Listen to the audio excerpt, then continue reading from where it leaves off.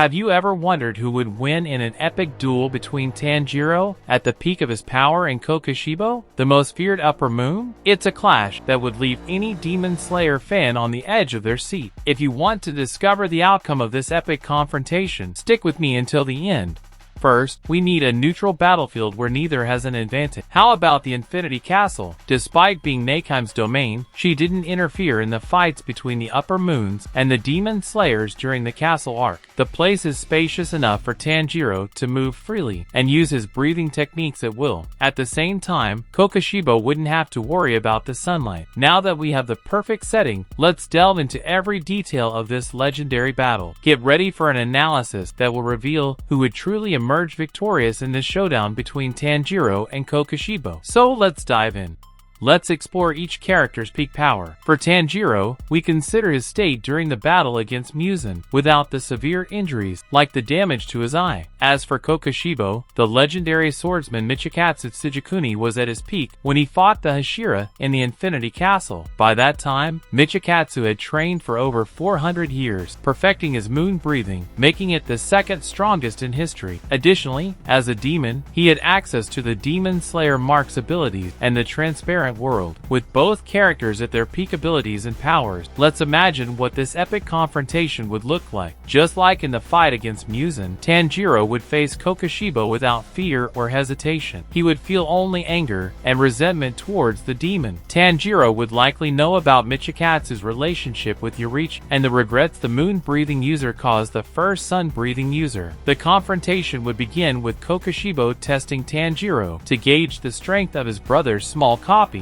Tanjiro would start the fight using the Hinakami Kagura, but without the red blade or the influence of the Demon Slayer mark. Kokushibo would easily dodge the strikes, commenting on the weakness of Hinakami Kagura compared to Yorichi's sun breathing. This would infuriate Tanjiro, who would gradually heat up his body, activating the Demon Slayer mark. With the mark activated, Tanjiro would charge at Kokushibo again. The speed and strength provided by the mark would force the demon to draw his sword to defend himself. Now the real fight would begin.